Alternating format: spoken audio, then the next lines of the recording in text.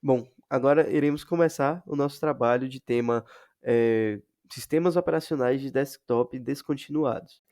Bom, começando nossa apresentação aqui sobre o sistema operacional BIOS.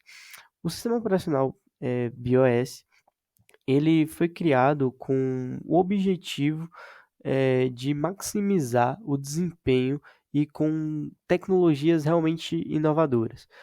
O BIOS ele consegue extrair excelentes performances de máquinas comuns, de computadores comuns, que permite uma grande economia no investimento de equipamentos de uma empresa, por exemplo. Essa diferença começa a ser notada desde o boot do sistema, já que todo o processo demora algo em torno de 12 segundos, enfim. Surgiu em 1990 nos Estados Unidos, no estado da Califórnia. Ele foi desenvolvido pela empresa B Inc. E seu idealizador e proprietário chama-se Jean-Louis Boissy. Eu não sei pronunciar o nome dele certo, mas ele era um ex-vice-presidente da Apple. Quando a BIOS surgiu, a finalidade era trazer o multiprocessamento para o computador pessoal.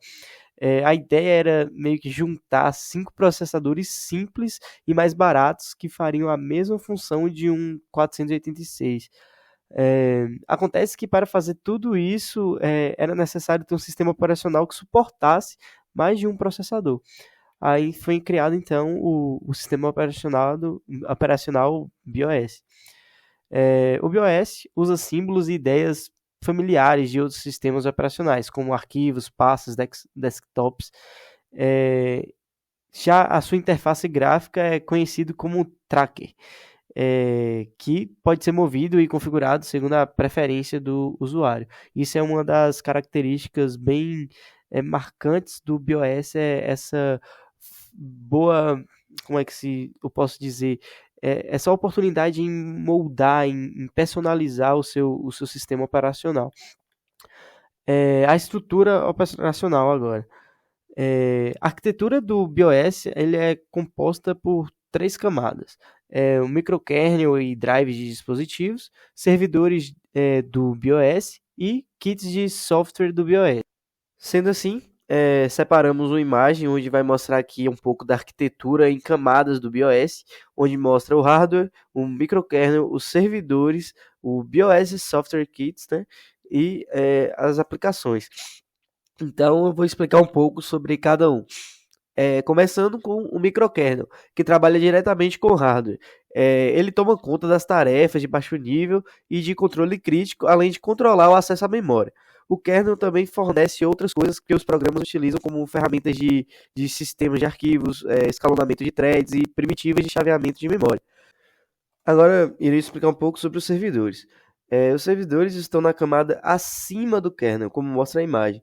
Essa camada ela é composta por um número de processos de servidores que são executados em background e cuidam das tarefas para as aplicações que estão executando.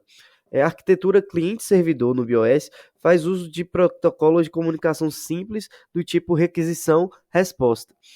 A fim de obter um serviço, um processo cliente envia uma requisição ao servidor. Este, por sua vez, ele acaba executando as operações associadas ao serviço e envia uma resposta ao cliente, contendo dados ou um código de erro, caso o serviço não possa ser executado. Já a camada acima dos servidores é composta pelos kits de software. Um kit consiste em um número de classes de objetos orientados que o programador utiliza para desenvolver aplicações para o BIOS. Já assim, coletivamente, essas classes, juntas, elas compõem a API do BIOS. Já sobre a gerência de processos do BIOS, é feita a forma SMP, que significa Symmetrical Multiprocessor, que significa, trazendo para português, multiprocessamento simétrico. Sendo assim, explicando, né, é um grupo de processadores que trabalha em conjunto. Sendo assim, as aplicações são divididas em correntes que podem rodar correntemente em qualquer processador que esteja disponível. O SMP ele melhora o desempenho da própria aplicação, como também o processamento total do sistema. O sistema SMP eles requerem alguma forma de memória compartilhada e caches de instrução locais.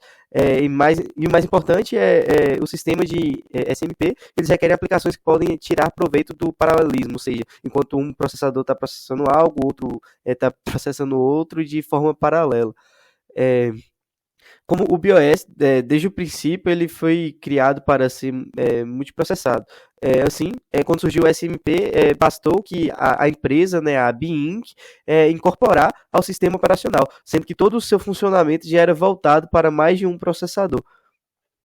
Bom, quando o BIOS ele foi criado, quando ele foi desenvolvido, a sua utilização foi totalmente voltada para a multimídia. Assim, muitos cuidados foram tomados para que o sistema realmente pudesse suportar aplicativos que trabalhassem com som, imagem e vídeo.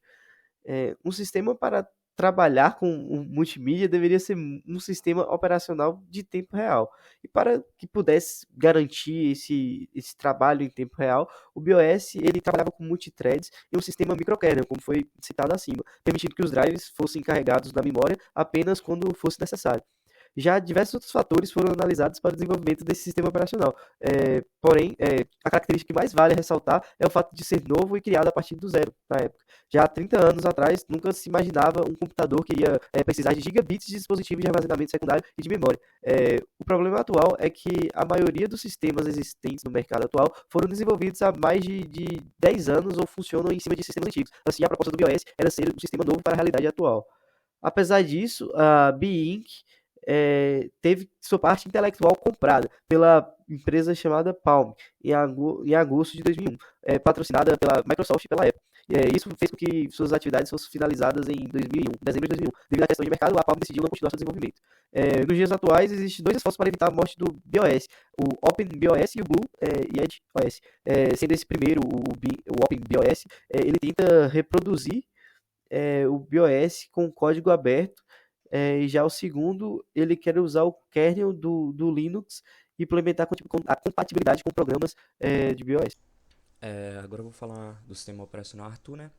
O sistema operacional Arthur ele foi projetado no Reino Unido pela Corne para o Acorn Archimedes de 32 bits, que era baseado em ARM, né? E lançado em sua primeira versão em 1987. O primeiro lançamento público do sistema operacional foi o Arthur 1.20, em junho de 1987. Ele foi desenvolvido com interface gráfica de usuário de desktop, que compreende principalmente módulos de software em linguagem Assembly, e o próprio módulo desktop sendo escrito em BBC Basic. Apresenta um esquema de cores tipicamente descrito como Technicolor. Área de trabalho gráfica executada em cima de um sistema operacional orientado por linha de comando, que deve muito ao sistema operacional MOS, que era o sistema anterior da Corne para sua linha BBC micro de microcomputadores de 8 bits. Arthur, como originalmente conhecido, pretendia fornecer funcionalidades semelhantes ao sistema operacional da série de computadores BBC Master, como uma reação ao fato de que um projeto de pesquisa de sistema operacional mais avançado, né, que era o ARX, não estaria pronto a tempo do Arquimedes. A equipe de projeto do sistema operacional Arthur era liderada por Paul Fellows.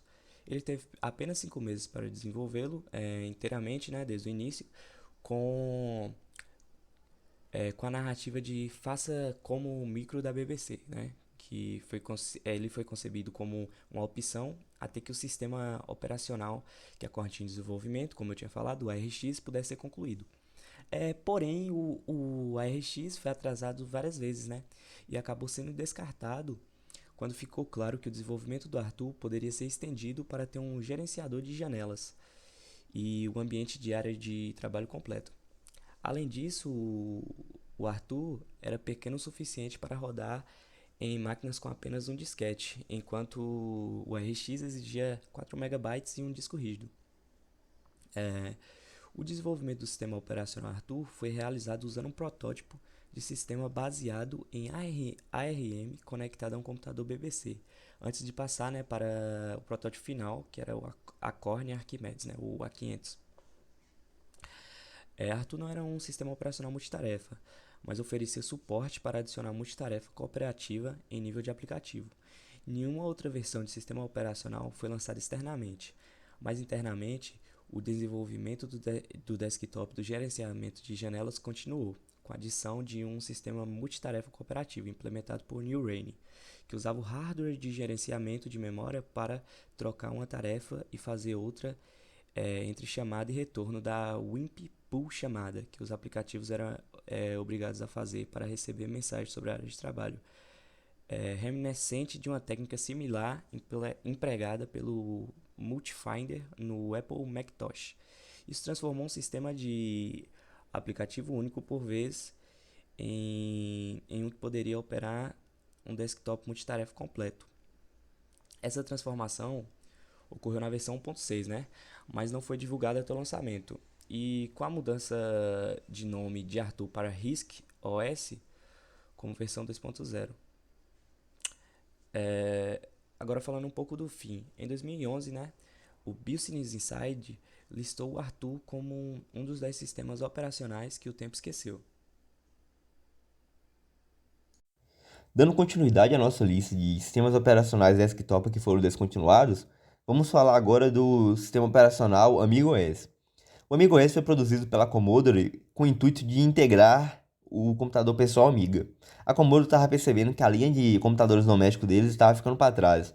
Por isso que eles resolveram lançar algo que fosse inovador e que chamasse a atenção para a época. Em todas as fontes que eu pesquisei, elas tratavam o Amiga, hardware e o AmigoOS como a frente do tempo. Tanto é que em algumas fontes eles comparam com computadores da época, como por exemplo o Macintosh, e fala que o Amiga fazia o Macintosh parecer obsoleto, para ter uma ideia de como era realmente avançado essa máquina. E o AmigoOS, ele conseguia combinar uma interface gráfica de usuário com a flexibilidade que um sistema único fornecia. Isso permitia que eles conseguissem fornecer uma multitarefa real, utilizando um sistema de multitarefa apropriativo. Essas técnicas já existiam na época, mas não era muito utilizado para computadores pessoais. Então, o Amiga OS foi um dos primeiros a fornecer isso. Só para você ter uma ideia de como essa técnica é avançada, a Apple só conseguiu oferecer a multitarefa apropriativa no Mac OS X, que foi lançado muito tempo depois. E o computador Amiga 1000, ele conseguia mostrar 4.069 cores, né? Enquanto o sistema do Macintosh só foi conseguir suportar cores 2 anos depois. Novamente, só fazendo essas comparações para mostrar como o Amiga OS realmente estava à frente do tempo. E a recepção a esse sistema operacional foi tão boa que o sistema operacional Amiga OS ele foi escolhido para integrar o Video Toaster, que foi a primeira suíte de edição de vídeo doméstica dos Estados Unidos. Eles deram continuidade ao Amiga OS. Agora, em 1987, eles lançaram o Amiga A500, que era um computador pessoal barato, com o intuito de atingir um uso doméstico cada vez maior.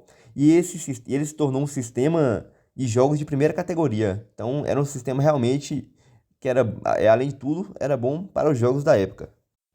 A Commodore continuou lançando versões do Amiga e do Amiga OS, só que depois dos anos de 1990, a Commodore entrou numa crise financeira muito grande.